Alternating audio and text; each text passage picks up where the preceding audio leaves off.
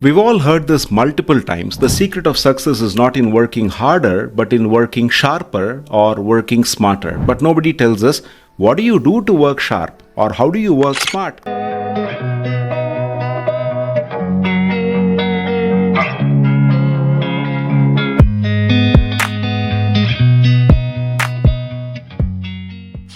Here's a story that you must have heard multiple times. But it is worth repeating here because I'm trying to make a point at the end of the story. Long, long ago, in a village, there lived a young and strong man.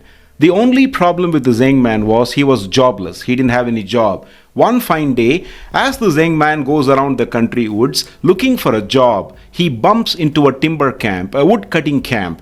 The boss of the timber camp, looking at the muscles of this young man, is overjoyed. He asks this young man, "Young man, what do you do for a living?" And the young man says, "Sir, I'm jobless. I don't have any job." So the boss of the timber camp tells him, "Young man, from this day onwards, wood cutting job is yours." So on the day one of employment, this young man is given a brand new axe. And the young man sets himself to forest, works from morning till night with terrific zeal and enthusiasm.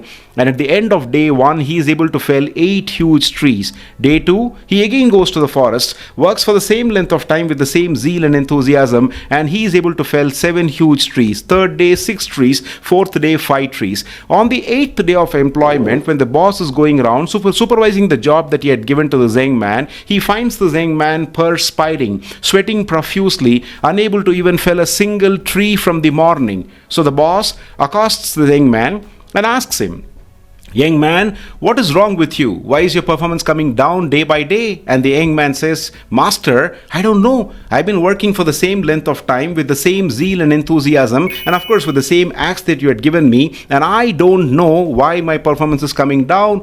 So the boss of the timber camp asks the young man. We all know what the boss would have asked the young man. He asks him, "Young man, when was the last time you sharpened your axe?" And the young man says, "Master, I was so busy, completely involved, totally drowned, immersed in my work, and I did not do anything of that kind." Now the boss of the timber camp looked deep into the eyes of the young man and tells him, "Young man, please understand, it is not important that you work harder. What is important is how sharper, how smarter you work throughout your lifetime." Now, many of us are like the young man in the story. We work for about 5 hours a day, 8 hours a day, sometimes even 12 hours a day, 7 days a week, 6 days a week, or 5 days a week. But one of your colleague, one of your partners, one of your associate or friends who seems to be working only for 5 hours a day, 5 days a week alone, seems to be getting the same results that we have been getting working for that length of time. My question to you, friends, is, are you working harder or are you working sharper, smarter? In fact, there's a step beyond that. The secret of success is neither in working smarter nor in working sharper. It is in working higher. What do I mean by that?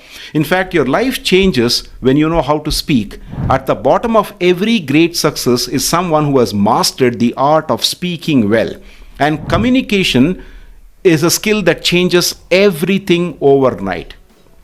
In fact, the secret of success is in mastering these higher levels called communication, and then innovation and creativity. We'll talk about that in a different clip some other time. But the secret of success is in working sharper, smarter, by working on your communication. Once you open your mouth, you tell the world who you are.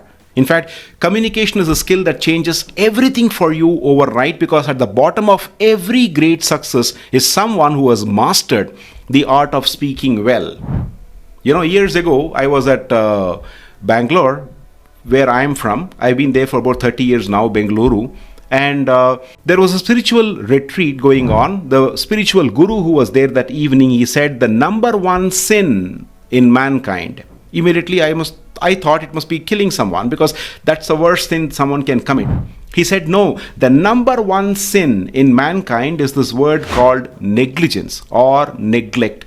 And that is why it is so beautifully said. Even Jim Rohn said that negligence starts out as an infection and then it goes on to become a disease. And when negligence becomes a disease, it becomes too difficult to control it later on. You can either pay the price of discipline or you can choose to pay the price of negligence. And the difference is too huge. While the price of discipline is, it weighs only a few ounces, few grams, the pain of indiscipline, the pain of regret, it weighs tons.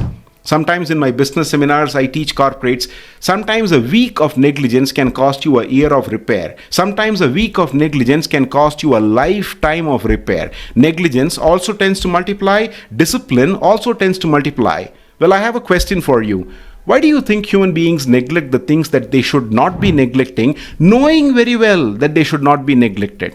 Like, for example, many people around us, they neglect their health, their finances, the careers of their children. Not you and I, but many. There are many. They are neck down deep in debts. They don't know what's coming in and what's going out. The month is always longer than the money they have in their pocket. People watch television mindlessly for hours together. They scroll the social media endlessly, not knowing where they are and what they are doing.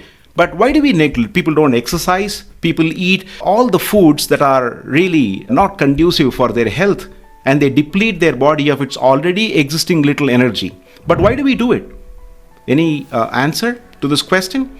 In fact, the human beings always neglect things that they should not be neglecting, knowing very well they should not be neglecting, is because nothing happened today by neglecting. Since the sky did not fall on my head today when I neglected, I assume it is safe to repeat the same mistake tomorrow as well.